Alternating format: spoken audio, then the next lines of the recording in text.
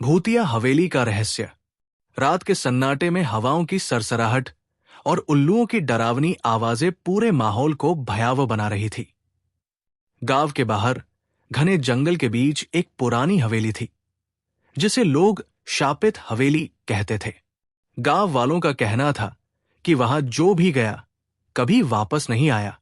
लेकिन अर्जुन और उसके 3 दोस्त रोहित, सीमा और नीतू भूत प्रेत जैसी बातों पर यकीन नहीं करते थे। हवेली की दहलीज पर एक दिन जिज्ञासा में आकर वे चारों उस हवेली को देखने चले गए। हवेली टूटी फूटी थी, उसके दरवाजे और खिड़कियां हवा में चरमरा रही थी। अर्जुन ने सबसे पहले दरवाजा धक्का देकर खोला। अंदर घुप अंधेरा था, और जैसे ही वे अंदर दाखिल हुए, दरवाजा अपने आप जोर से बंद हो गया। नीतू ने डरकर अर्जुन का हाथ पकड़ लिया। यहां कुछ अजीब है, सीमा ने कांपती आवाज में कहा। अचानक उन्हें ऊपर की मंजिल से किसी के पैरों की आहट सुनाई दी। सबका कलेजा मुंह को आ गया।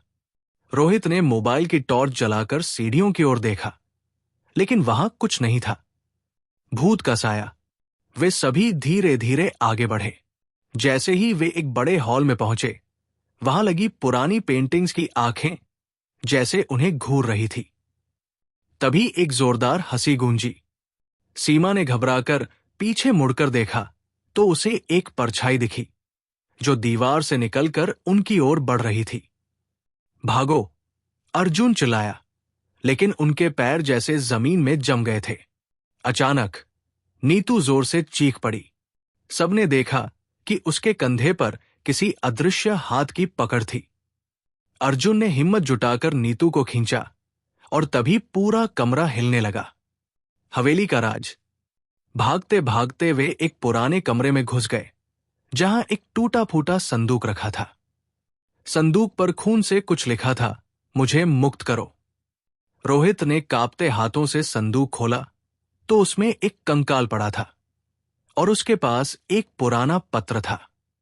पत्र में लिखा था कि ये आत्मा पिछले 100 सालों से इस हवेली में कैद है। जो भी इसे मुक्त करेगा, उसे श्राप से छुटकारा मिलेगा।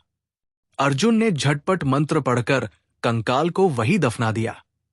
अचानक हवेली की सारी खिड़कियां जोर से खुल गई, और एक गूंजती हुई आवाज आई, धन्यवाद, अब मैं मुक्त हूं।